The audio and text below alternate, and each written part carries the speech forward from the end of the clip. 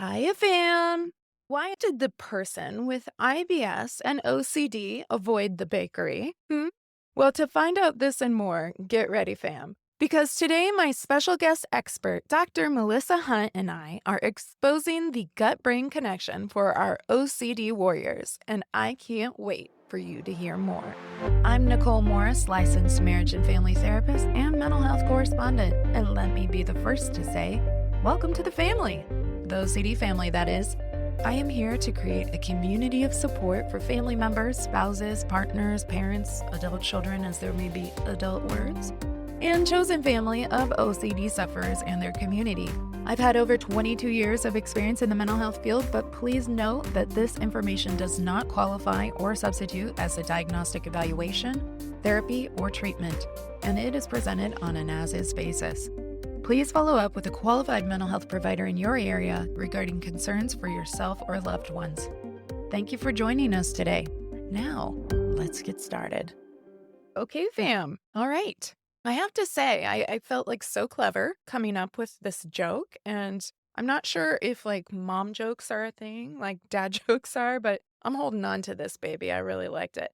So, why did the person with IBS and OCD avoid the bakery, you ask? Well, because their intrusive thoughts kept kneading up scenarios that felt really crummy. Pat on the back, I love that for me. But seriously, fam, did you know that there is a gut brain axis that links our gut health to OCD and other mental health disorders? So, little story time for you. When I first dreamt up this podcast, I created a word map of different topics I wanted to explore at some point. Like, ooh, what would be really interesting? In fact, I remember my handsome hubs asking me back in the day, what if you run out of things to talk about? Oh, but we know how creative OCD is, right, fam? And so I told him I wasn't worried about that. But from my initial brainstorming stages, before I even had a microphone, let alone a published podcast, I had the topics of constipation, upset stomach, and other upper and lower GI side effects on my list because I wanted to know, is there a causal relationship here between OCD and our gut health? Because whether we're just looking at me or my family's symptom presentation, I've noticed how when that anxiety or distress or disgust really gets going, all the GI things love to ride those distressing waves too. But then, when my caseload quickly grew into mostly OCD clients, I noticed it there as well. How is this such a common feature across my OCD clients? So I started seeking out articles and research, and I started trying to understand the connection. And this road led me to our esteemed guest, Dr. Melissa Hunt. Dr. Melissa Hunt is a licensed clinical psychologist, a therapist, and a research scientist who specializes in helping folks with chronic GI disorders. She serves as the Associate Director of Clinical Training in the Department of Psychology at the University of Pennsylvania, and she is the premier go-to doc when it comes to understanding this link between gut health and mental health. So I can't wait to introduce you to her, fam, because this is such a fascinating and helpful conversation. Melissa and I started this talk with a few highlights of what we wanted to make sure we shared with you, fam. But as the fam does, we also allowed room for the natural trajectory of our conversation, and we ended up covering a lot of really interesting ground. So the topics we're covering today include, but are not limited to, gut connections and autoimmune disorders, how contamination compulsions particularly can actually negatively reinforce people's likelihood of getting sick, the connection with IBS and how this can create and/or intensify toileting compulsions, how our microbiome can be compromised and thusly can also impact mental health, elimination diet, and more. But most importantly, we also discuss a whole lot of hope as well. Honestly, it's such an interesting conversation, and I think you will agree. So let me just mention one last little housekeeping note for any of our new fam joining us, that the information we discuss as well as all the resources highlighted are going to be published over on this episode's blog at ocdfamilypodcast.com. So you can jump on over to this episode's blog, and I'll have all the goodies there for you, including info on Melissa and a talk that she actually gave for ADAA. That's the Anxiety and Depression Association of America. That just so happens, get this, fam. Right now, the ADAA conference is happening in Boston, Massachusetts, here in the States. And I didn't even plan that out. The stars just aligned, and here we are. ADAA 2024 is actually in process. For replay fam, you might be like, yeah, that date has come and gone, Nicole. And to that, I say no worries, because the talk I'm going to be posting that Melissa gave isn't from this year's conference, but it is such a helpful talk and has so much great content that I just wanted to make sure you guys had access to that too. Also, relevant to our chat today, I'm going to post a more recent research article that I shared with Melissa actually right before we started recording, which comes from the Journal of Education and Health Promotion. And I found it originally through the National Library of Medicine, otherwise known as the NIH database. So I trust NIH when it comes to research, and it was really interesting because it provided this statistic that I want us to keep in mind as we launch into today's conversation. So Melissa, upon first reading, noted how a lot of papers and research will examine the IBS population for psychiatric comorbidities, which this one did as well. But they found that 15% of patients, 15% fam, with IBS also had OCD. And I felt like that number was pretty high, to be honest. But Melissa wisely pointed out, as the OCD community here, the more important, more relevant question for us isn't how many people in the IBS population have OCD, but rather how many people in our OCD population have IBS, right? So you'll hear her talk a little bit about some research she recently conducted that isn't published yet, but she gave us the lowdown, fam, that 25 to 30% of people that identify with an OCD diagnosis also identify with IBS. Wow. I mean, wow. That's twice the already significant amount that the researchers were finding within the IBS database, and that's just wild to me. So as she pointed that out, what I want us to go into this conversation remembering, fam, is that when we look at our population, the OCD population, in our broader OCD family and lived experience community, we can actually find that 1 out of 3 OCD warriors also have IBS. 1 in 3. So with that foundation, we are going to launch into this discussion because we need, get it? Need? Like the baker? Need to know more. Well, welcome back to the OCD Family Podcast. And today, fam, I have to say I'm thrilled. We have such an important topic that we're going to be discussing today. And we're really talking about what is the relationship between OCD and our gut health and IBS and things that maybe we didn't realize could be as related as they are. And so we have the expert. I went to our field and I said, who can I talk with? And I got pointed unanimously to Dr. Melissa Hunt. And so it is such a pleasure to have you here with us today. And thanks so much for coming on the show, Melissa. Well, thank you. I'm thrilled to be here. This is a really important topic. Yes, it is. And I can't wait to dig in. And really, my hope for you today, fam, is that you can walk away with some information that can help you advocate or consider something that may be an important part of your treatment plan that can make a huge difference in the course of treatment. And so, first off, what we will start with is I've been really interested lately just finding out more about how the esteemed colleagues in this field have really gotten into treating OCD in the first place. So would love to start with you there, Melissa, and ask, how did you get into treating OCD? Well, I've been incredibly fortunate in my training and my career to have sat at the feet of some of the true giants in our field. Mhm. One of those giants was Aaron T. Beck, or Tim Beck, who's really the founder and father of cognitive therapy. But another giant that I had the opportunity to interact with was Dr. Edna Spoa. And she is the person who invented exposure and response prevention for OCD. Wow. So in my training, I was just really unbelievably fortunate to have the opportunity to work with so many wonderful people. And so I really consider myself a very broad generalist cognitive behavioral therapy practitioner. So I've been incredibly fortunate in my life to receive really excellent training kind of across the spectrum for disorders that cognitive behavioral therapy can be helpful to. And of course, one of those is OCD. And so I've worked with a number of OCD patients over the course of my career. I really enjoy working with OCD. I love my OCD patients. I think they're some of the bravest people I've ever met. And as hard and difficult as exposure therapy can sometimes be, honestly, I never have so much fun and I never laugh so much with patients as when I'm doing exposure therapy for OCD. Smashing eggs on a table and rubbing that on our faces. I mean, you just never laugh so much. It's true. So yeah, I've been working with OCD for most of my career, although I would say it's not what I specialize in. I would say I do have expertise in working with OCD.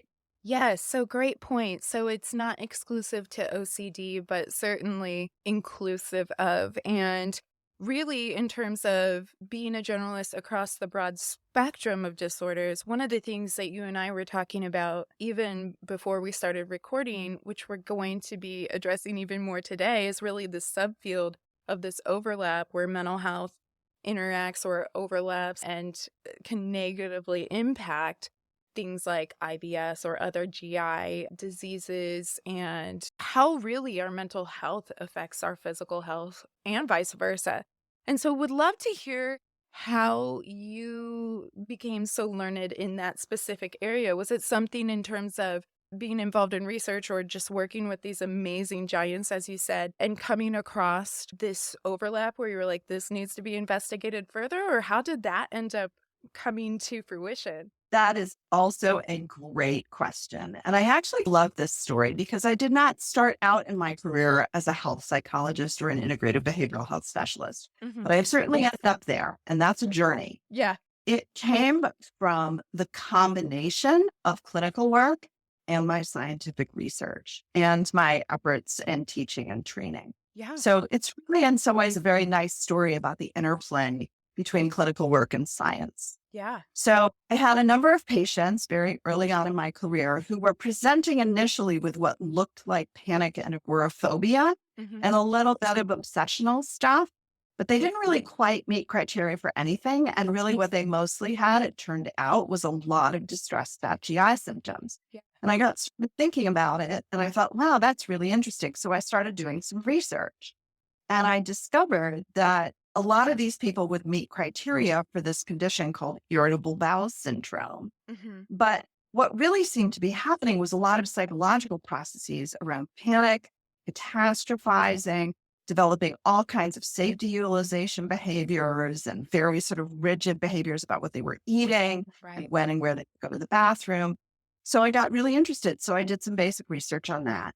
And then I did a large survey. I was the chair of the training committee for a major professional organization.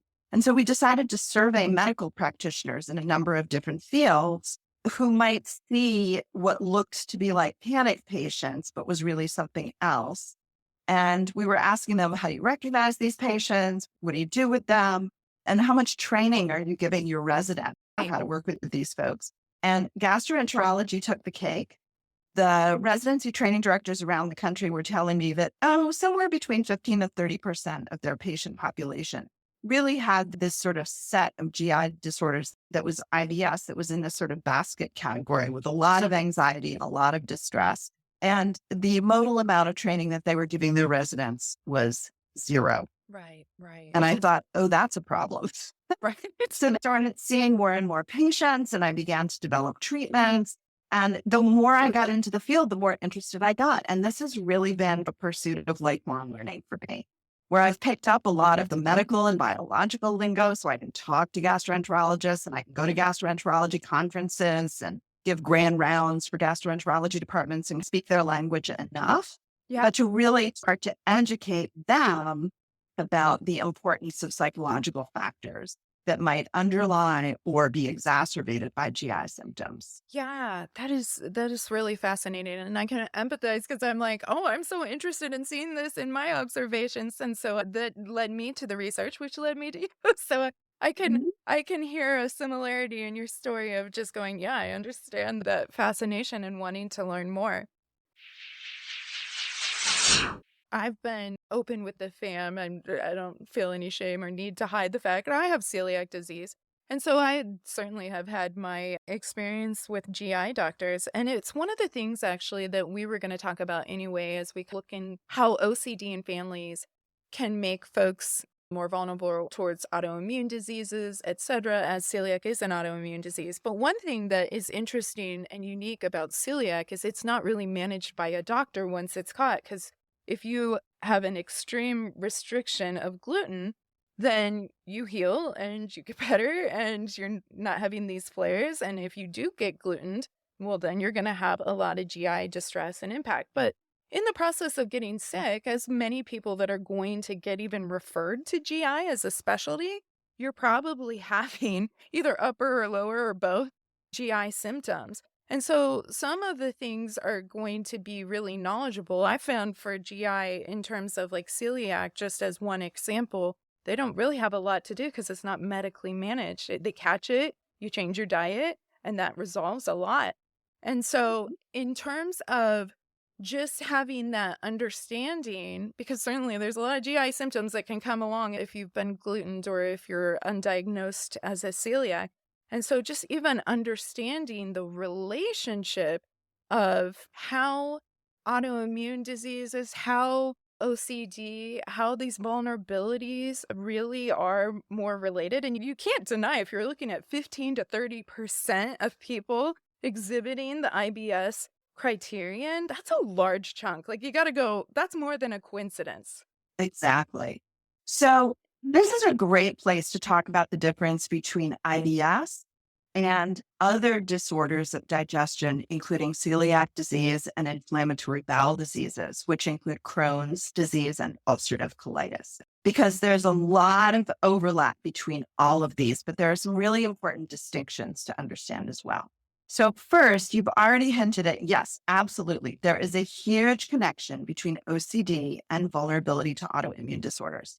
And that's been known for a long time. But interestingly, most of the research has been by immunologists, rheumatologists, people who don't actually have a lot of expertise in OCD. So Right. they'll be starting with a population of autoimmune patients and they'll be asking, okay, well, can we see some links to OCD? And epidemiologically, yep, you sure can. And so they just say, well, I guess OCD is an autoimmune disorder. And when you actually read the fine print in those studies, they often measured OCD in an extremely simplistic and naive way. And so a few years ago, I did a study, which I will freely admit we haven't actually gotten around to publishing yet, but I intend to because it's such a cool finding, where we actually got a whole lot of people to share with us much, much more detail about the nature of the obsessions and particularly the compulsions that they engaged in. And it turns out that in families where one member has a lot of contamination obsessions and cleaning compulsions, it turns out those are the families where you also tend to see the autoimmune disorders arising, which really gets back to the hygiene hypothesis of autoimmune disorders. And that if you don't have enough exposure early in life to the range of pathogens and things in the world, your immune system kind of gets dumb. And unfortunately, it doesn't know the difference anymore between self and other. And so you see more allergies, more asthma, more celiac disease, more inflammatory bowel disease in those folks. Yeah. So that's a really interesting connection just right there. Right. But then that gets complicated, of course, because for celiac disease, of course, you're exactly right. The intervention is gluten restriction, strict gluten restriction. So yeah, you're really not going to work with a GI doc. Hopefully you're going to work with a really good registered dietitian who has expertise in celiac management. And you're going to have out a plan for yourself and it's going to work and it's going to keep you really healthy moving forward. Exactly. Inflammatory bowel diseases, however, they do need to be managed medically and they're generally treated with immune suppressing medications of various kinds, which means that, of course, people are going to be more vulnerable to things like upper respiratory infection. Right. So it's not uncommon to see somebody with Crohn's disease who's on an immune suppressing medication who may have had some OCD to begin with now become even more frantic about protecting themselves from illness and contamination. Right. So that's complicated. And that may even be encouraged by their gastroenterologist who says, oh, yeah, well, you're really vulnerable to infection. So you need to be more careful. And boy, then the hand sanitizer and the gloves and the masks and things come out, and people can get very frantic about that. And then a final piece in this overlap is that folks with other kinds of GI disorders like celiac and inflammatory bowel diseases are also very vulnerable to secondary irritable bowel syndrome. Mm, So, irritable bowel syndrome is not really a biological diagnosis. right. IBS is really a disorder of gut brain interaction. This is where we start to see the obsessional focus. And this is where we start to see anxiety and catastrophizing and rumination coming out, where people who might have some underlying GI distress can really start to get very, very, very anxious. And that can fuel a whole positive feedback loop where the more anxious and distressed you get, the more upset your gut gets, the more upset your gut gets, the more anxious and distressed you get. Yeah. So there's a lot of overlap in all kinds of directions between all of these different disorders. Yeah, and it's interesting because as you were talking, I was like, yes, this makes total sense. And it also makes sense why someone that say they're in cancer treatment or remission, but they have to be very cautious of their neutrophils, and those would be the white blood cells. If I remember correctly, my father-in-law deals with this a lot, has to get IVIG for it. But neutrophils are, I believe, the white blood cells that help fight infection and help with all of that. So if you are immune suppressed, whether biologically by an autoimmune or even by proxy of different medical procedures or things that you've been fighting in your life in terms of medical treatments, that can make a huge impact. And like you're saying here, then for IBD, if you're taking immune suppressing meds, then it also is reinforcing the problem a little bit in terms of just the concerns around if I do get contaminated, it could be really bad because I'm not going to really be able to fight it, that kind of thinking. Exactly. So are you finding too for patients, whether it's an organic autoimmune or if it's something that's secondary because of a medication being taken, we're more likely to see this show up in a similar way? Well, I think what we see is that there's a lot of danger for comorbidity around all of these issues, Yeah. right? And it shows up, it manifests a little bit differently in every different patient.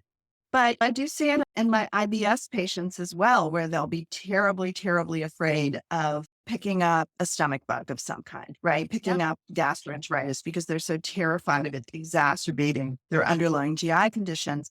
And so you'll see people engaging in all kinds of what we really think of as maladaptive avoidance. That's very similar to what somebody with OCD with contamination fears might engage in. Right. And oftentimes we are having to draw a fine line. And of course, during the pandemic, this was even more complicated, right? Right. Of drawing that fine line between appropriate infection control and caution in the world versus what starts to veer into compulsions and anxiety about exposure and becomes really maladaptive avoidance and safety utilization behaviors. So it's really a tough call with every individual patient. Yeah, and I can vouch even from being in the celiac support community, there is a lot of reinforced fear too, because it would be wonderful if it was as easy as I'm not going to eat flour products or barley or anything of that nature. Because cross contamination, any kind of part per million of ingestion of gluten protein can make you very, very ill. But you see some of those same behaviors start to manifest there and then you go, I'm so anal retentive. I'm so cautious. I'm so compulsive around making sure that I'm not actually exposed to the gluten protein that you can really see this rise in feeling distressed to the point of people going, well, am I actually glutened or am I just upset because I'm so stressed about this that, Exactly. yeah, Exactly.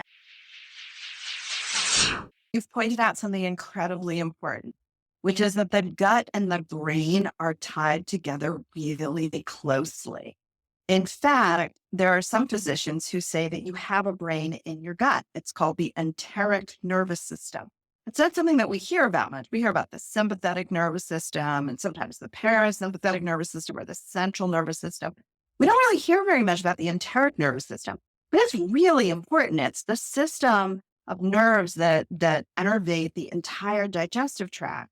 And it's really tightly tied to the central nervous system so that when we get stressed or anxious about anything, it will have an immediate effect on various aspects of the digestive system. So, for example, people feel very dry mouth when they're scared, or they feel a lump in their throat, or they feel a knot in their stomach, Right. or they feel like they've been punched in the gut.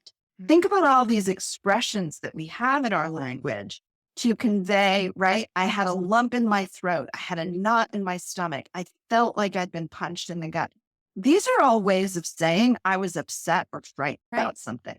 Right. There's a reason we have all those digestive metaphors for fear and distress and anxiety. And it's because stress and anxiety have an immediate biological impact on the functioning of the digestive system. So one of my favorite little fun facts about this is that, we all know that cortisol is one of the major stress hormones Right. when we're upset, right? Well, cortisol, it's a complex signaling system, but it involves corticotropin releasing hormone or CRH. Well, guess where we have a ton of CRH receptors? In the wall of the gut. There's so much going on in the gut.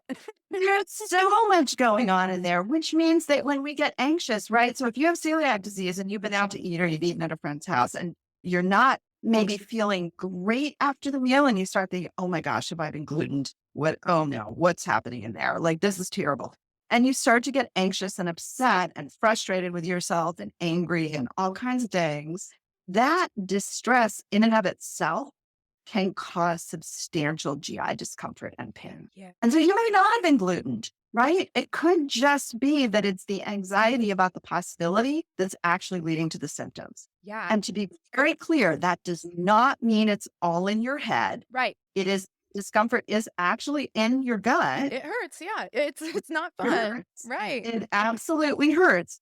So it's not all in your head, but it is being controlled by your brain. Yeah.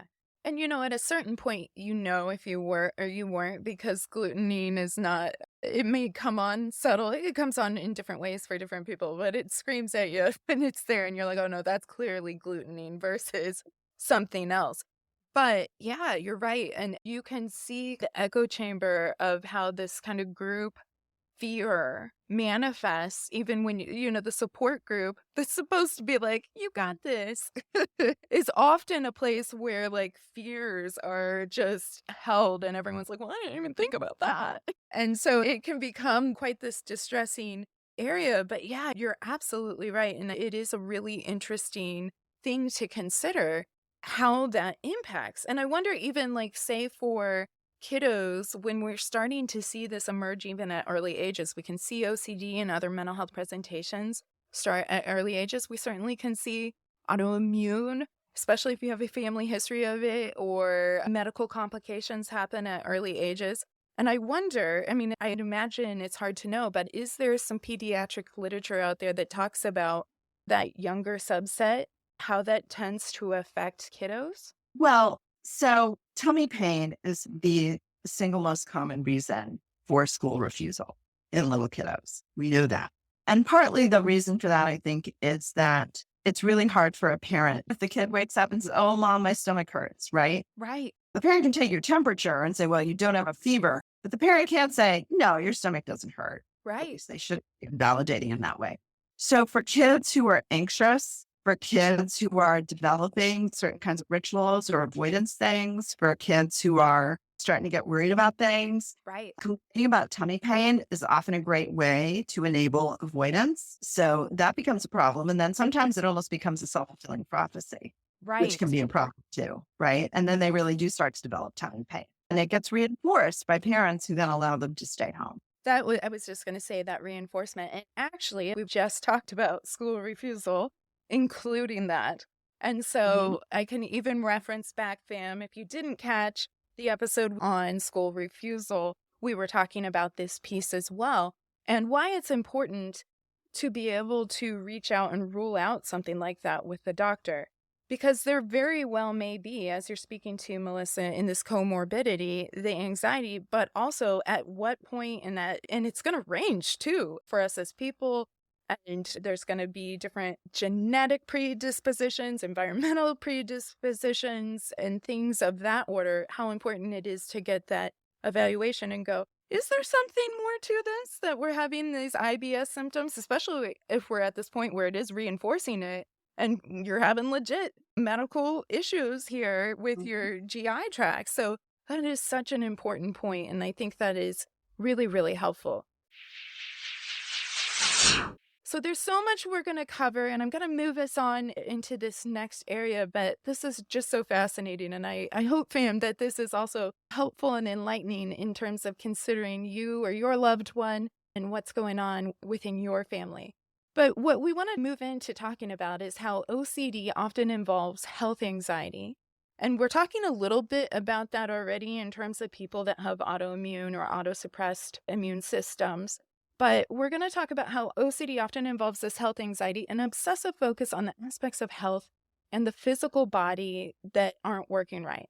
This is particularly noticeable in folks that are dealing with constipation, which I don't remember if we said it when we were recording or before, but is a predominant symptom of IBS. And so I would love if we could talk more about how the progression of, say, even toileting compulsions around, I'm afraid I'm going to have pain, dealing with this constipation. I've seen this in kids and adults and would love to hear more about your thoughts on this. Absolutely. So, the first thing to say is something everyone in your audience knows all too well, which is that OCD is an incredibly opportunistic disorder, Right. right? It is going to grab on and sink its claws into whatever feels important or salient or upsetting to you. Right. So, whatever has high emotional value to you in some way or another, those are exactly the things OCD tends to try to grab onto and twist. Hmm. So, if you are having any issues around elimination, around pooping, around abdominal pain, around reactivity to food, boy, you can pretty much guarantee that the OCD is going to notice and go, and it's going to sink its claws into it. There are lots and lots of different ways that can manifest. So, for example, people with either IBS with primary constipation, IBS-D, which is primary diarrhea, or IBS-M, which is an alternating mix of the two. Many of those folks who also have OCD will become really obsessively worried about what's going on in their body. Yeah. They're constantly wondering, maybe the doctor missed something. Maybe this is really cancer. Something is really wrong. This is really upsetting. People will have these sort of perfectionistic rituals. They think they should poop every day at exactly 7:30 in the morning, one time a day, right? Right. And for people with OCD, yes, that often doesn't happen. Sometimes you don't poop for a day, or sometimes you'll poop 2 or 3 times a day. Right. All of which is actually within the range of normal functioning for the gastrointestinal system. But for people with OCD who want it to be just right and who want to be sure that they've taken care of their need to poop before they leave the house, for example, in the morning, they can often develop pretty significant rituals around toileting. And if they haven't sort of nailed it in any given morning, it can be extremely anxiety provoking. Right. So it's a combination of kind of obsessions and rumination about health and whether your body is doing the things that it should be doing. And people can develop some real compulsions around the need to toilet Right. effectively, right? On a schedule, sort of in the same way. And the body doesn't always work that way. So that can be super frustrating for people. Yeah, that's such a great point. I'm thinking of a client, but I'm also thinking just in general, I have a privilege of working with many autistic clients. All three of my children are autistic. And so I have a lot of lived experience about neurodiversity in that way. And one of the things that comes up often, and not always, but often within the autistic community, and it can show up in other presentations and allistic folks as well, is sometimes really a struggle with understanding their interoceptive cueing. And so if you already are experiencing physical pain, which anybody who's ever had constipation, whether it's a chronic condition or not, you're like, that's unpleasant. You could have more gas and bloating. You could feel physical pain in your stomach. You also could have physical pain trying to actually use the bathroom and trying to poop out whatever this mass is, right? And so it can add a lot of distress. It can put you at risk, which I know we have in the notes here too, but certainly can put you at risk for anal fissures and different things of that sort. But if you are already sensitive or struggle with reading that interoceptive cueing, and then you do feel the pain, and then you do end up having more of this negative experience anytime you need to go to the bathroom, then you are more likely to either avoid foods at all, because that's going to make you need to poop, or maybe even running around, your colon gets going and you're like, I don't want to have to poop. Whether you understand the connection of why or not, you can easily start to develop some of these safety behaviors, some of these compulsions where you go, well, this is a really negative experience for me and I'm feeling anxious about even thinking about doing it. And so that can really cluster. And I would imagine you don't have to be autistic to be feeling the distress around chronic IBS-C where you're having chronic constipation.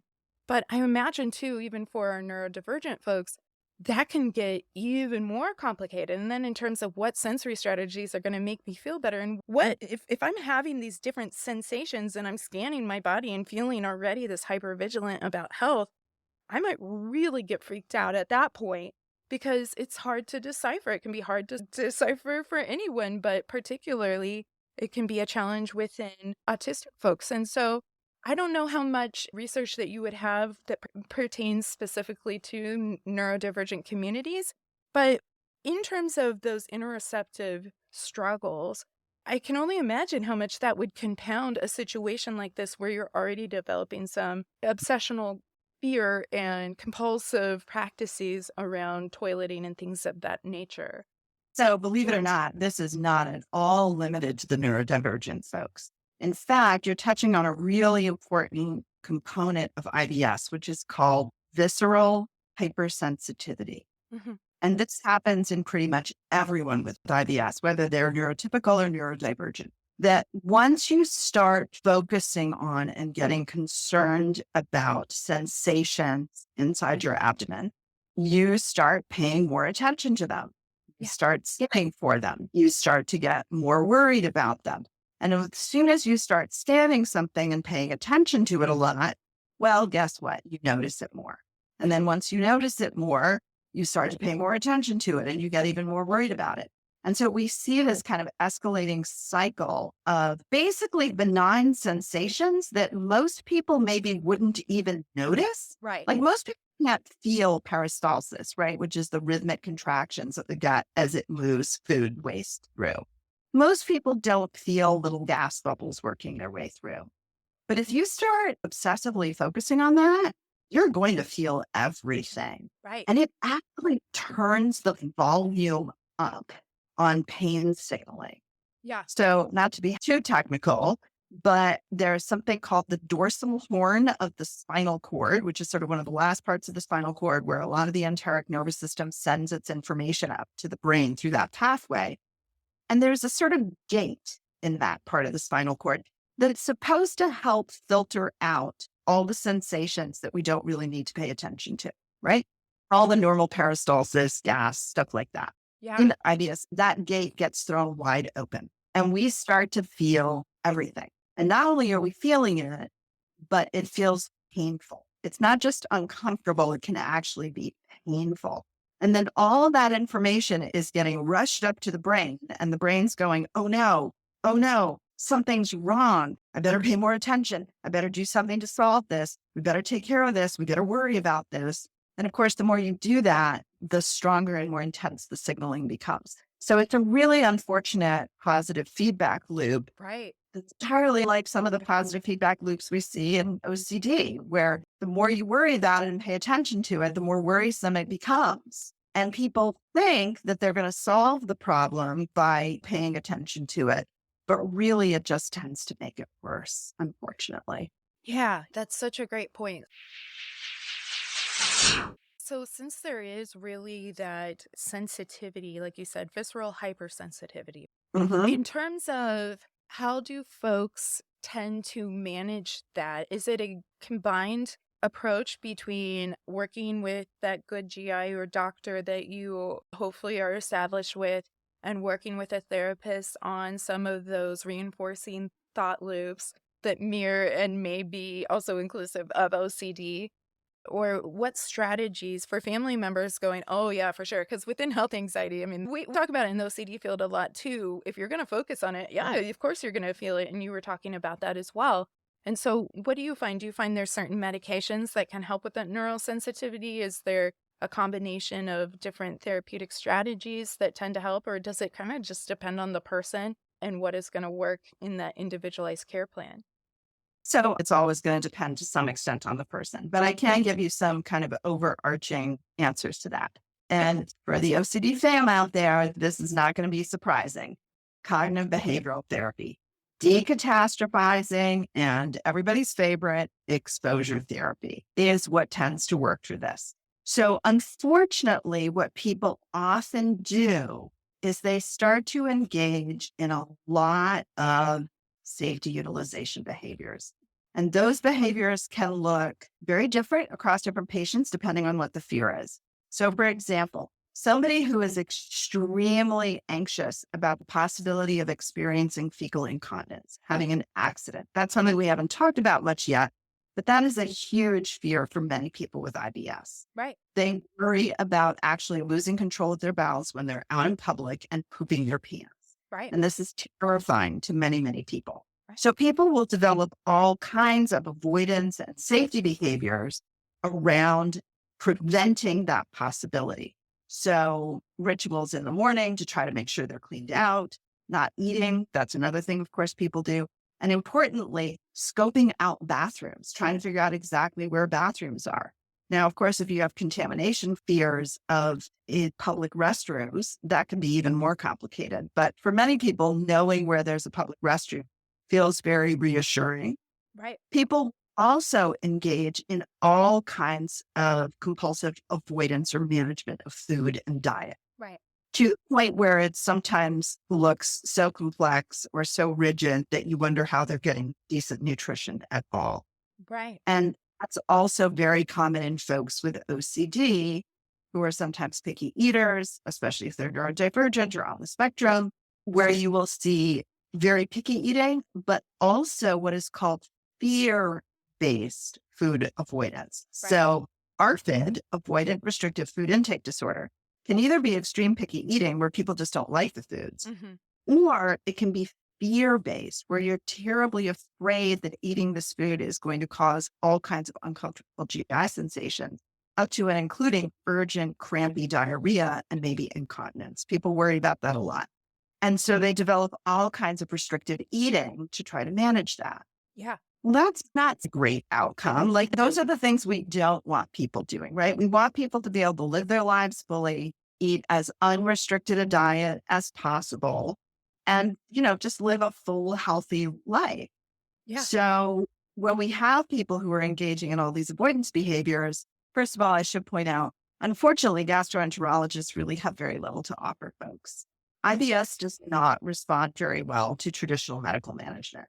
Now, that's very different from inflammatory bowel diseases, where you absolutely have to be working ongoing with a good gastroenterologist who's going to help you medically manage the disease. Right. But in the case of IBS, traditional gastroenterology really has very, very little to do that's helpful. Same with celiac. Yes. Yeah. Yes. It is interesting. And sometimes I share these personal examples if I think they can be helpful for the family, kind of putting some of this into context. So I think this certainly happened with my middle kiddo when he was around, I don't know, 18, 19 months. We were traveling and we took, I wouldn't say obsessive, I would say we took normative cleaning procedures. We were traveling through an airport. If you're using a changing table, they can be gross. So it's okay to get that prepped. But still, once we got home from that trip, he was so ill. And it turned out that he had somewhere picked up C. diff. I don't know, but I can suspect or hypothesize that may have come from airport changing table. I can't know for sure. But what I will say is he was a great eater. He is autistic as well. But at that time, we didn't necessarily have that on the radar. And he was a great eater. And he went to eating absolutely nothing because for anyone knowledgeable about C. diff, I'm sorry. I'm sorry in advance. It's an awful, awful virus. I don't even remember. So maybe that's part of my own healing. It's a bacterium. It's a I know a lot about C. diff. Yes, yeah, and so he didn't wanna eat. First of all, the medicine that you have to take for it is awful, so trying to force that and there's really no choice, it has to go through the gut, and so trying to force this kid that is not going to get better if he doesn't have, I mean, we were on the verge of fecal implants at this point because it was so hard for him to ingest it, so the medicine is already bad enough, and then he was like, "Screw this food. If I eat, then I get sick on it, I'm not gonna eat," and he's 18 months. You can't bargain with him. There are things that you can't do. You can't make a kid poop. You can't make a kid eat. They have to choose that. And so it's a good way of being able to conceptualize how things can change in an RFID type situation where that food avoidance, or for older folks too, it can be like caffeine, and coffee is a diuretic. So I'm not going to have coffee at all or any kind of caffeine if that might trigger. It can start small and really start to expand to the point that your food, your preferred food list, or foods that you might cycle through and jag occasionally ends up getting pretty small. And it's hard to get nutrition then at that point. And so it sounds like you, yes, have a lot of experience, I'm sure, around C. diff. And so would love to kind of hear your thoughts on that as well. Absolutely. So C. difficile is a bacterium. Almost everybody has some C. diff in their gut. We're pretty much all colonized with it to some degree or another. But this is going to get us into a really fascinating topic, which is the human microbiome. Yes. You've been seeing a lot about this in the news these days. Yeah. So we are hosts to hundreds of millions of bacteria in and around and on our bodies, most of which actually live in our gut. Right. Now, for anybody with OCD who's totally creeped out by that, here's what you have to understand. These are mostly symbiotic bacteria.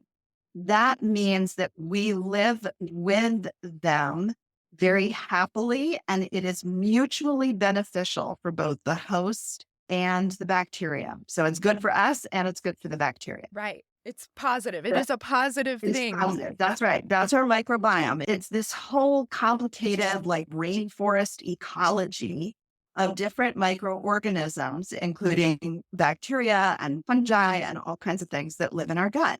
Right. They actually are really important for good health. First of all, they help us digest our food. We need them to digest lots of different, what are all the prebiotic foods. They also interact with our immune system. They interact with our mood. They help control obesity. These bacteria turn out to be so incredibly important. And what we really need is a balanced ecosystem of lots and lots of different bacteria in our gut. Right. When you have a balanced ecosystem, all the other bacteria help keep the C. diff bacteria and the E. coli bacteria, for that matter, Yeah. in check. Okay. But here's what happens with a lot of folks who grow up in Western countries, and in particular, Western countries that put a lot of emphasis on cleaning Yeah. and decontaminating and sterilizing. Unfortunately, most Westerners end up with what is called an impoverished microbiome. We don't actually have a healthy set, lots of different bacteria living in our gut. So some of the folks in your fam here might recall that it wasn't that long ago that the FDA banned a particular antimicrobial product called triclosan, which had been appearing in like every household product ever. They were impregnating cutting boards with it. They were putting it in every kind of hand soap. And the FDA said, you know what, actually, we're going to ban this because it turns out it's terrible for public health.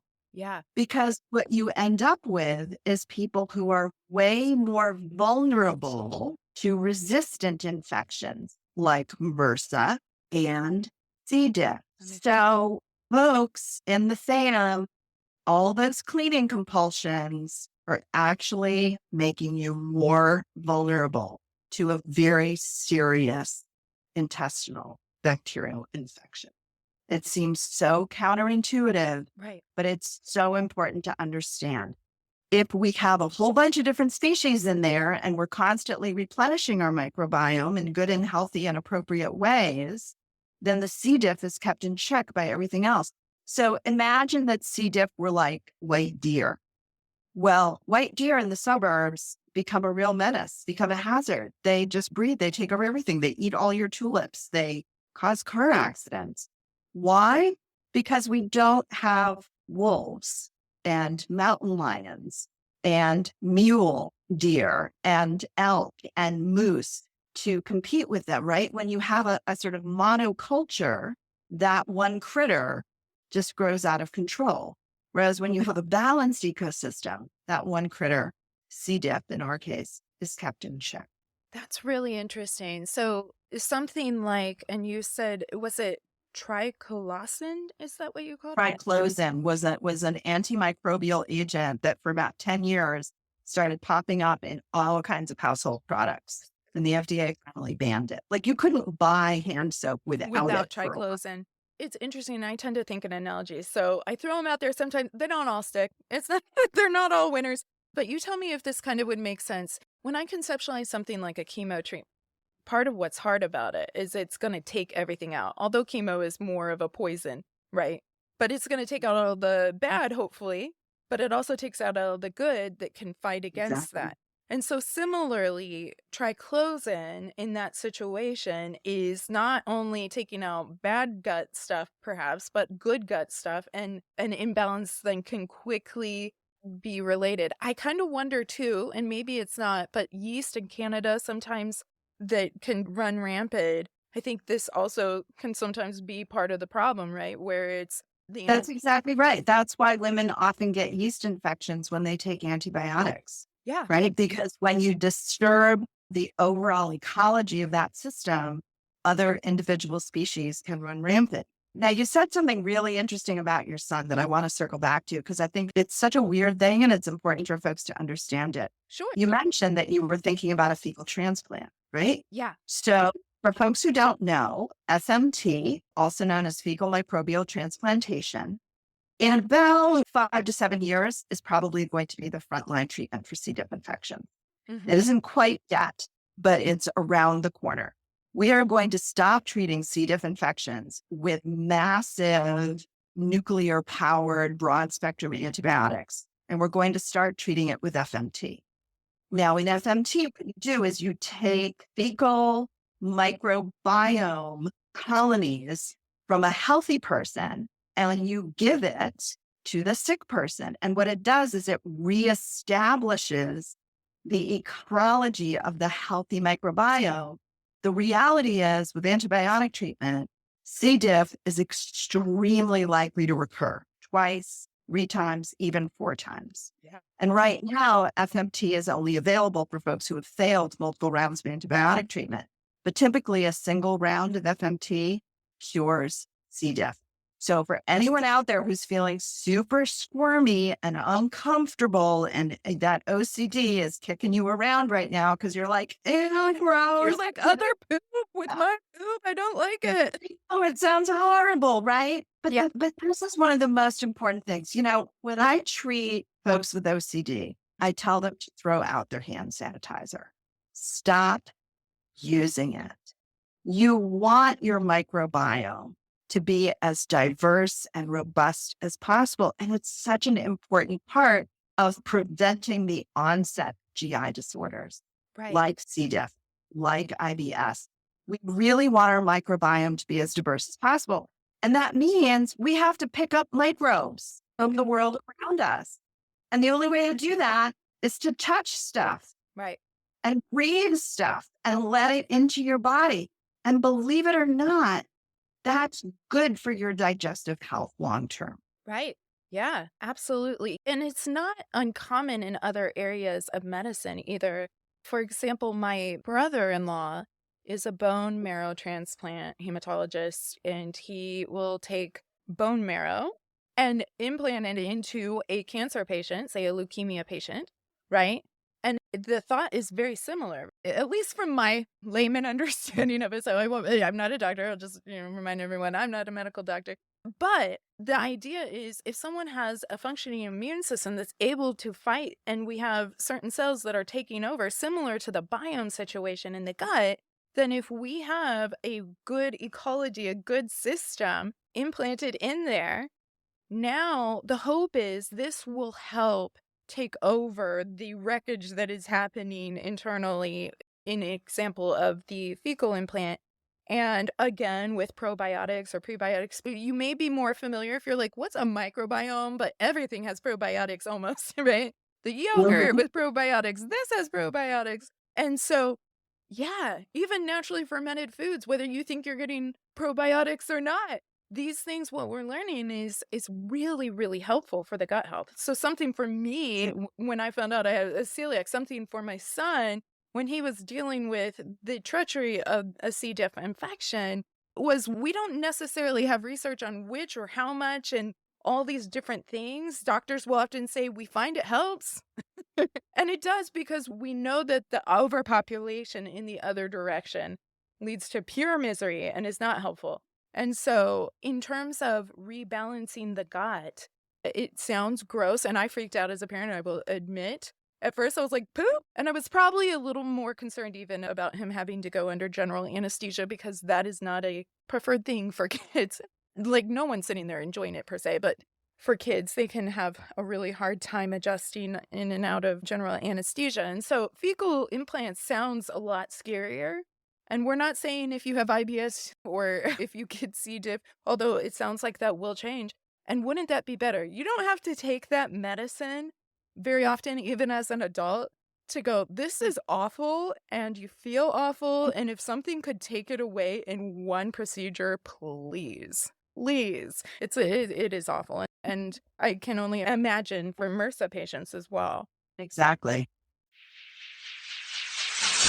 So, the point that I would love your listeners to take away from this is that the modern pathogen theory of medicine, right, which is that viruses and bacteria make us sick, it was an incredibly important paradigm shift, right? It allowed us to control cholera and typhoid fever and all of these other food and waterborne illnesses. Like, I mean, we invented vaccines. It was a total game changer in terms of our understanding of how to protect health. And I think a lot of folks with OCD grab onto that and they think, well, okay, so what I really need to do is sterilize things. Like I need to make my environment as clean as I possibly can.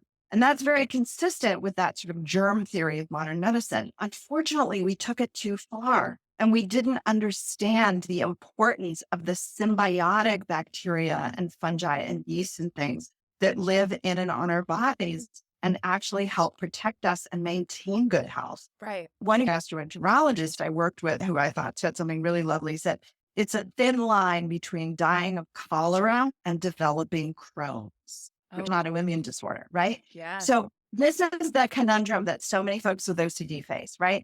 That, well, my therapist is telling me that I have to do all this exposure therapy and I have to go ahead and touch things and touch my face and maybe even put my fingers in my mouth. And they're telling me I have to rub my shoe on my head. Like, this is crazy. Why would I do this? People don't normally do this.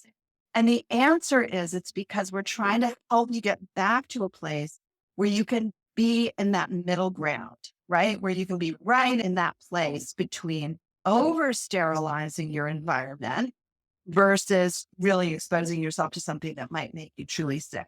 And what it turns out is that generally speaking, more exposure is better. Yeah.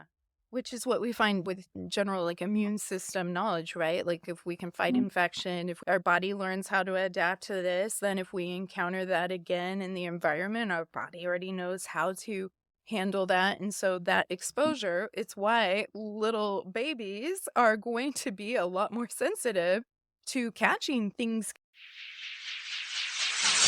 Something you were saying when you said sterilization, I'm not sure if this is an equivalent parallel, but it made me think.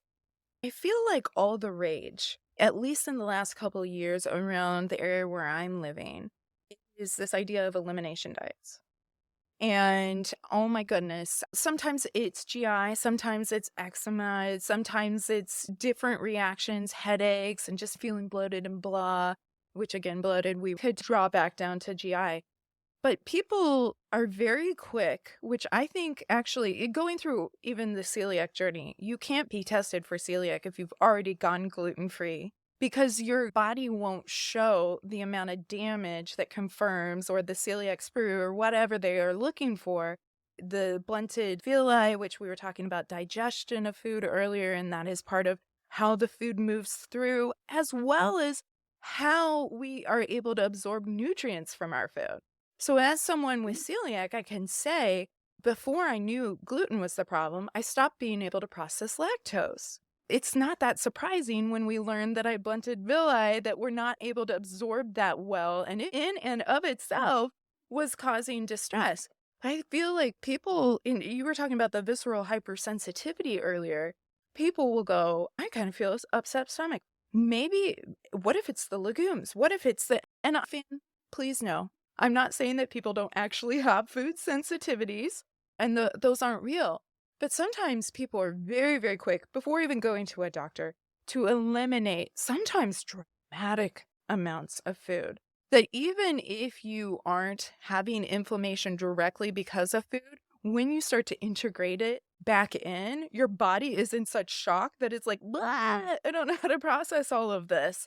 And so it's different than contamination, but I feel like it functions similarly. It absolutely does. And people even talk about their food being contaminated with triggers. So lots of folks with IBS will start eliminating huge numbers of different food groups. And then they worry a lot about the possibility that if they eat out, especially if their food has been contaminated, they will use that language with Right. something that they believe that they're sensitive to. And I think you've hit on something incredibly important here. I am not a fan of restrictive and elimination diets unless they are actually medically warranted. So if you have celiac disease, you absolutely need to be gluten free. 100% agree with that entirely, obviously. On the other hand, lots of people avoid gluten because they think they're sensitive to it, but they're not. Right. If you are actually lactose intolerant, what does that actually mean? Well, lactose intolerance means that you do not produce enough of the enzyme lactase, which breaks lactose down before it hits the small intestine.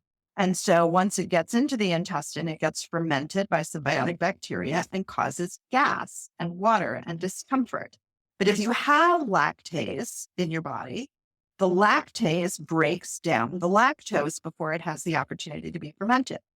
About half the world's population is lactose tolerant. That is to say, they continue to produce lactase after about age 2 or 3. We all are born with lactase, by the way, or the species would have died out because we needed to digest human breast milk. But for many people, that gene sort of gets switched off around age 2 or 3, and then they become lactose intolerant.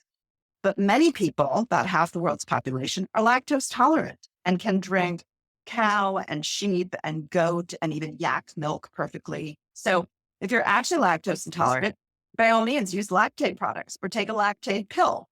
The lactate pill contains lactase, which is the enzyme that breaks down lactose. But so many people with digestive issues become terrified of food. And this gets us back to that ARFID diagnosis, right? Right. And unfortunately, a lot of gastroenterologists kind of aid and abet this. They say, well, why don't you try eliminating dairy? Yes. Or why don't you try eliminating gluten? Or the worst advice of all is, here, try the low FODMAP diet. Yes. We Yes. got to talk about the low FODMAP diet for a minute. So the low FODMAP diet is sort of, I like to think of it as the mother of all avoidance strategies. Yes. The low FODMAP diet eliminates so many different foods and food groups. It is extremely hard to follow. It's very hard to get good nutrition on it. It's very meat heavy. It's very fiber light. And it literally eliminates every single prebiotic food. Right. Well, hold on, folks. Remember how we've been talking about how important the microbiome is? Yeah. If you eliminate all the prebiotic foods, those are the foods that nourish the bacteria that live in our gut, those bacteria start to die. Right. So if you're on the low FODMAP diet for too long, you actually end up with worse and worse and worse dysbiosis, or the ecology of those symbiotic bacteria gets more and more and more out of whack. Yeah. So that's a huge problem. So the low FODMAP diet eliminates dairy. It eliminates a lot of the grains, including wheat. But to be clear, it does not eliminate wheat because of the gluten. It eliminates wheat because of a carbohydrate called a fructose. It also eliminates all the legumes, every single one, every bean, all soy, chickpeas, lentils, you name it. If it's a legume, you can't eat it. So Right. basically, it's possible to be a vegetarian on this diet because, all your complete protein sources are gone. It also eliminates a lot of fruits and vegetables. So all the cruciferous vegetables like broccoli, and cauliflower, and cabbage, and kale, and collard. Yep, they're gone. Brussels sprouts, all out. And it eliminates a lot of fruits. So apples, not allowed to eat apples anymore. All of the stone fruits. So anything that has a pit, a peach, a plum, a cherry, even an avocado is considered a stone fruit. Mushrooms are gone. Asparagus is gone. And here's the real killer, onions and garlic, gone. Don't eat. This is a terribly restrictive diet. It's extremely hard to stick to. And it worsens dysbiosis. And a lot of folks who start to follow this diet become really obsessive about worrying about reintroducing foods. And Nicole, you were exactly right.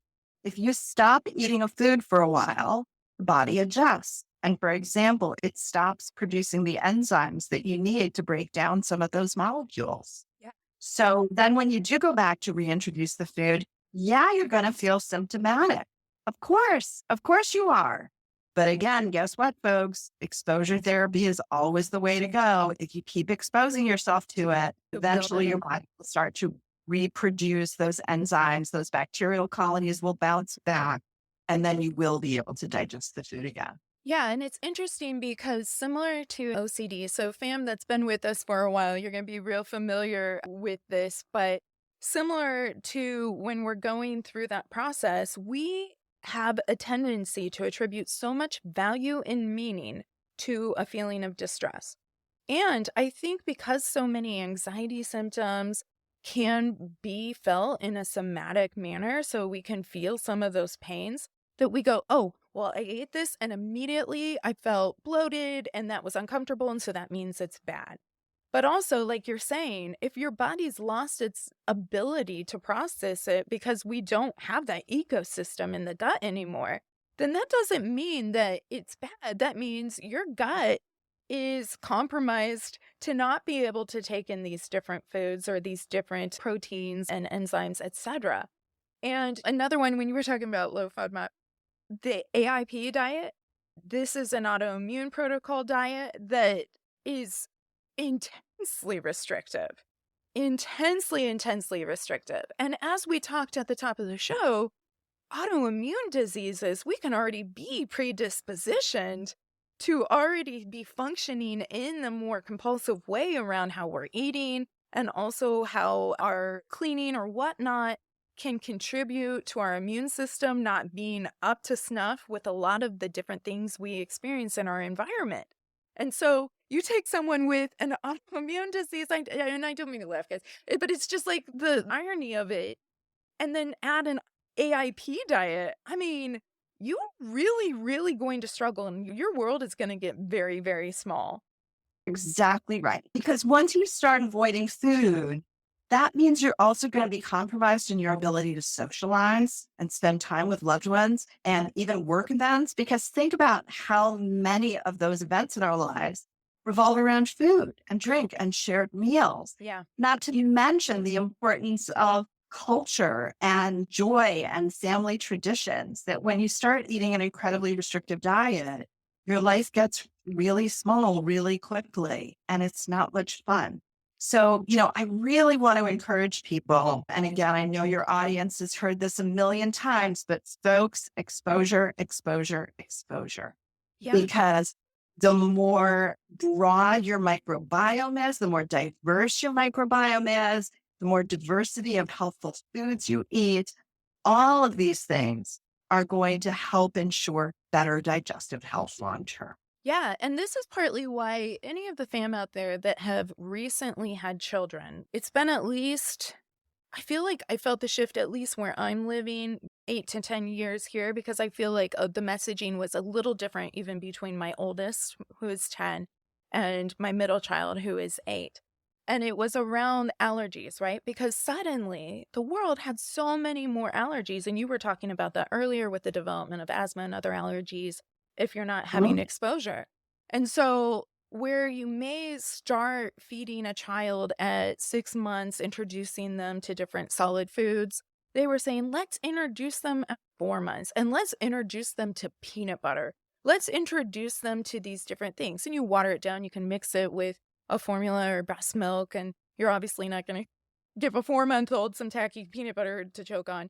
But what I will say is, especially as we see in the proliferation of peanut allergies and other things, and as we look cross culturally, so within different cultures, depending on where you are in the world, the harvest and the food that grows well in your environment and what you have the most access to, you're probably going to be able to digest more robustly than if you go and travel to another area where you didn't have a lot of milk, maybe outside of breastfeeding or things like that. It's going to be harder for you to be able to break it down. And so what you're saying is not even in the sense of exposure therapy. Certainly the exposure therapy can be helpful, but if we just think more broadly, exposure to the environment, to the foods, to trying things, and much like a kid learning to eat, when they have a food the first time, they might be like, blah.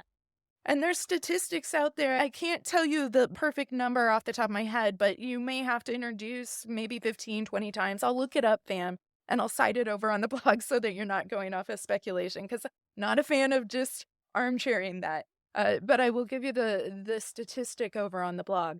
But that general exposure makes a difference, and you might still have an allergy. I can think of my nephew who's sensitive to peanut butter, and they did not realize it until my in-laws were over and we had peanut butter and jelly sandwiches on gluten-free bread. Yes, we did. Okay. And so we were having lunch and he started to break out into hives. But interestingly enough, he was fairly young at the time, 3 or somewhere in that range. But the doctor actually said, I want you to continue exposing him to small bits of peanuts, even though this is not a positive reaction, because this will only get worse or more severe and get to that point where it could be, as many people living with the fear around peanut allergies, yes, that can be a life-threatening condition. And so actually, where our intuition would say, we should not eat peanuts, that happened and it could get worse. It's actually, we should eat peanuts to the point that we can tolerate until our body can tolerate that, unless a medical doctor that knows the things more than I do says, under no conditions give this person peanuts. But otherwise, we need to actually lean into that, which is a pretty good analogy, fam, for exposure and response prevention, isn't it? That's exactly right. And I talk about this all the time with kids that you need to lean into these things. You need exposure to all these things.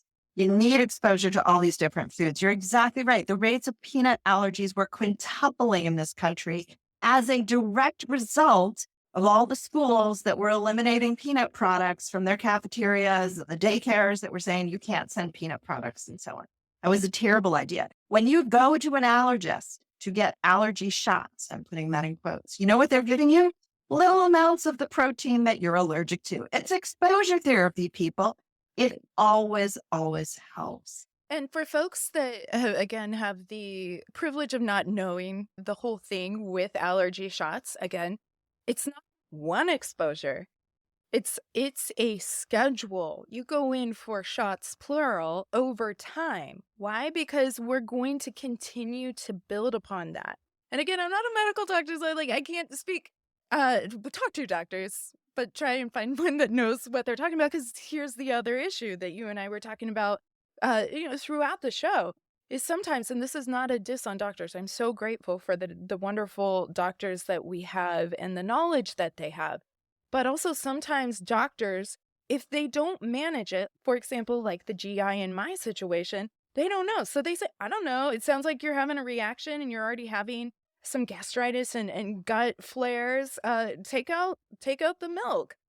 But that's not based on their medical training. That's based on kind of what seems like a common sense, logical next step, which is where a lot of people are doing like that progression on their own. They're like, okay, I'm restricting this. I'm actually gonna restrict all the things and then slowly add them back in because the one thing I react to or the second thing I react to, those are the things that must have been causing the problem. And it's flawed logic, right? Exactly. Yeah, I'm so fired up in this conversation. But I think it's such an important thing. And honestly, we had some different ideas that we were going to talk about today, fam. So some of this is just proliferated through our conversation, but I think it's covering such a broad spectrum of variables that then impact your gut health, are going to impact whether you end up experiencing this IBS presentation, and it really can wreak havoc. And so I have some friends, this is a fam, right? So we keep it real. Sometimes we maybe have to tell people how it is, and you don't necessarily like to hear it. I know I have friends that may listen to this and go, don't come after my elimination diets. I'm trying to find some relief here. But that's what we're talking about, the relief. And it's counterintuitive, much like many people find ERP to be. That's exposure and response prevention, is actually we need to expose ourselves to that and not eliminate everything or avoid as a form of compulsion to be able to progress. Unless, and I'm not going to say there aren't outliers, if your medical doctor is like, we have gone in, we have examined this under no condition, do not play with this, then follow that doctor's advice. But we can become armchair doctors sometimes and go, well, it must be my inability to process this or this. And it's like, let's slow down. And I'm hopeful that this information will be illuminating to more people. And so as we come to a close today, I would love to talk about, and we touched on it a little bit earlier, but we were talking about that opportunistic nature of OCD and how emotionally loaded it can feel, especially if you're dealing with, or maybe even living with somebody that is immune suppressed, or like OCD loves to launch into that and harm themes. But you imagine like, oh, but then if I got sick and my person or someone in my family struggling with this, it becomes even more distressing. And we can also get to that place where we're worried about, but what if my stomach starts to make noises? It gargles, it bubbles, it does these different things. And so it becomes, That could be embarrassing or even yes, humiliating. right. Right. Right. Or what if I go into a space, and I might worry and have some disgust about how dirty the public restroom is and how gross. And now we can get so zoomed in to anything that might lead to that path needs to be eliminated or avoided at all costs. This can be really, really tricky. So as we bring it back to OCD, and as we said, Melissa is a generalist. She can see this across more than just OCD. But we can see how OCD can thrive in that environment because that is OCD. That is the function of OCD. And it's why, too, earlier, I know that you mentioned ARFID. We were also talking before we started recording about orthorexia in terms of whether it's the dyes or different things in my food. Is it clean enough? Am I going to have this negative reaction? Is it going to have this effect on me? Which is oversimplifying it, folks. So if you want to learn more about orthorexia, there's more to it than that.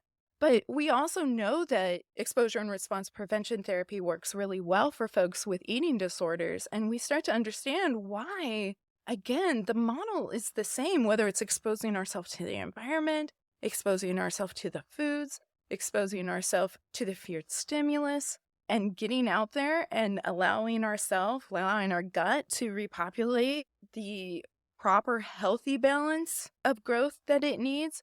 I mean, it can get really, really complicated. And so it makes sense why all of these can really compound in tandem and go, and wreak a lot of havoc in someone's life. So what we're going to do is we're going to think about some of the resources. And Melissa, you've written a couple of books. You actually have another one coming out very soon, a treatment manual for therapists and practitioners that want to know more and be able to help treat patients with inflammatory bowel disease. And I pulled this up, and it might even be a pre-order possibility. Is the new book CBT for patients with inflammatory bowel disease? It sure is. Yes. So it's already like, Amazon's already like, watch out, y'all, it's coming. But she's also written other books as well, Reclaim Your Life from IBS. And then I also see here, Coping with Crohn's and Colitis, a Patient and Clinician's Guide to CBT for IBD. And so those are really great resources. We were also talking before we started recording about the GastroPsych Rome Foundation. For clinicians out there, if you're seeing this in your client population, or you're just hearing this and you're like, this makes sense, it reads for me, and I want to learn more about this. In addition to Melissa's book that you can get your hands on it and be able to go through that treatment process, there is this website, and I'm going to put it in the blog, and you can check that out in terms of different trainings. But as we approach closing this conversation, which is hard because I've enjoyed it so much, I feel like I could just keep talking. But we were talking a little bit before recording about the need for more understanding, not only in this subfield, but also the crossover between this and our psychiatrists and our doctors. And so it's not just, do we need more mental health therapists or psychologists understanding this, or researchers, although that would be great. We're always for more research. But we need more psychiatrists as well, and we need more GI doctors. It's not medically managed, then they're not going to know. But could there be grand rounds or a meeting where we could say, but here's what I wouldn't recommend. You don't have to know how to manage it, but please don't recommend these things. So a quick note here too. We've talked a lot about the things that we don't really want you doing. We haven't talked as much about what you should be doing if you have one of these GI conditions. So particularly with IBS, the good news is that GI-informed cognitive behavioral therapy is actually very, very effective at reducing the symptom burden of IBS and improving health-related quality of life. And, ideally, you want to be with somebody who's the GI expertise, but who also knows all the general treatment protocols for things like OCD, right? Right. So it's nice to find a therapist who's a one-stop shop. But even if you can't, finding a therapist who has some GI knowledge, which you can find, there's a whole therapist directory on the Rome Foundation website that Nicole's going to link in her blog across different states. You might actually be able to set up at least a few consultation sessions with someone who has that expertise.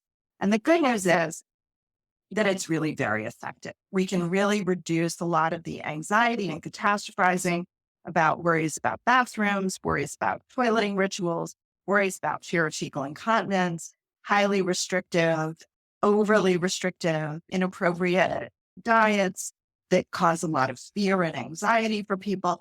We can address all of those things and you really can get a lot of relief. There's no reason to continue to suffer with a GI disorder like IBS. Treatment is absolutely available and it works. Yeah, I love that because it is important to highlight that hope. And also exposure, exposure, exposure. Right. And as we know within the OCD community, that even when you get some phobias about things, and you can see how the overlapping can feel very similar between obsessional compulsive activity and phobic feelings, what we know, what research shows us even more broadly on a CBT level is how exposure can be so helpful with phobias. And so just decreasing that anxiety. And most people are going to be like, exposure, no thanks. Check, please. I don't like that. In fact, I'm afraid of that because when I eat things, when I've done this, I felt more sick. And again, we might have some of that extinction burst there, right, Melissa? In terms of Exactly. you're right. We don't have defenses there in the gut. So if we don't rebuild it, or I just had a field of dreams moment. If you don't build it, it won't come. Right. So I need to rebuild the biomes and all the things.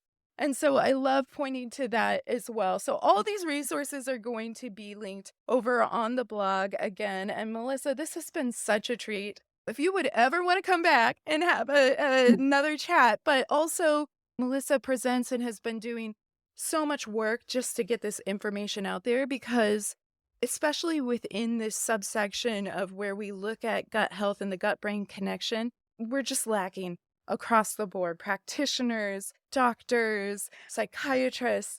And so if you're interested in learning more, please do. I think this is just such a relevant issue. And Melissa is one person, y'all. So she is helping teach us how to fish. And we can go learn how to fish even more. And if more than one of us knows how to fish, then we can help more people. So that is just my little plea to action here for any fellow colleagues listening. If you're interested in learning more, please do, because there's more of a connection than people realize, and this offers a lot more hope. And we didn't even get into the SSRI part of the conversation, so Yeah, I mean, It did not. More to come. More to more to come. come. Another conversation for another day. But thank you so much for your time, Melissa. Thank you. It's been a pleasure. This is kind of my passion and my mission in life now is spreading the word about this stuff and really helping people get relief. So thank you for the chance to do so. Absolutely. And so now we all get to benefit from this message and appreciate all the hard work you've done. Thank you for that. All right, fam. How interesting and fantastic was that? I am just so incredibly grateful for Melissa again.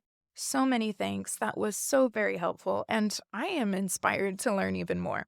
So, again, fam, check out this episode's blog to check out Melissa's ADAA talk, more info on her, the amazing resources we just talked about over at ocdfamilypodcast.com. And that brings us to our intrusive thought segment, which for newer fam is my application segment of the show, where we think about what we've heard and we figure out ways that we can apply this new learning today. So for today's application challenge, I'm going to encourage you to practice exposing yourself to life, fam. And because we're creative and unique with unique fears and challenges, I want you to honor that and get creative in what this might look like for you or your family. But since I know sometimes we are living in the trenches with our OCD warriors and we're like, you know what? I've distressed like to my ears. I can't think of anything. I'm going to give you a springboard here, fam, to launch some ideas off of and what this might look like. So the idea we're going to try is to expand the ecology of our guts while also pursuing value-driven goals that OCD has tried to hold hostage. Because whether your world has shrunk down or not, we talked with Melissa about how just getting out there, living our lives, exposure not only helps with our microbial diversity, but we also know the power of that practice in creating new learning in the OCD brain. And I think it's most helpful and fulfilling and to the point when we think about what our value-driven activities and pursuits may be. Maybe things we've missed, or something we've always wanted to try but have felt too distressed to even approach. Because if we do that, the win in expanding our environmental exposure will be greater than just for our gut health. So I'll give examples and then we'll call it a day, fam, because I want you and your loved ones to get out there and get to living more freely. But again, examples can help, so here you go. Say you haven't been to a Target or a preferred store lately, and maybe you miss seeing the cute new items or the tech gadgets or foods or styles that are like so 2024. And I want you to practice moving toward that. Whether that means you're sifting through Bullseye's playground or just walking around the parking lot and not avoiding all the passersby, that's a win. So think about it, personalize it, make it your own, make it work. Maybe a food that you're like, so many nopes, not even gonna try it. Or maybe even a previous food that you used to enjoy that you now avoid. And you're gonna be like, what? Don't go there, Nicole. Yes, I'm going there. I want you to be willing to think about it and to try it. What's holding you or your loved ones back, fam? Is it the fear? Is it the discomfort? Is it literal pain? GI distress? I get it. As one of the 1 in 3 that have OCD and this GI distress, I get it. But on the other side of that fear are those really cool Target finds. Is that cheeseburger? Is re-engagement with the lives we miss? And the good news as far as the gut and our brain goes, on the other side of exposure is greater health. And I don't know about you, fam, but that is serving me an extra helping of hope. So what's limiting you? What are you avoiding? What do you miss? Let's target the ecology of our guts and the freedom in our mind. And let's get back to living. Thank you for joining me and our OCD family community. If you enjoyed what you heard today, please like and subscribe to the OCD Family Podcast wherever you enjoy your podcasts. Did you find this content helpful? Please consider leaving a review. The more people that know they're not alone, the better. For more information regarding today's podcast, please visit ocdfamilypodcast.com and remember to join the email list while you're there. It will provide you with the most up-to-date information, resources, and the down low on the family chatter. Oh yeah, nothing says family like taking care of your gut and kicking OCD's butt. That's right, I went there. And you can too, at ocdfamilypodcast.com.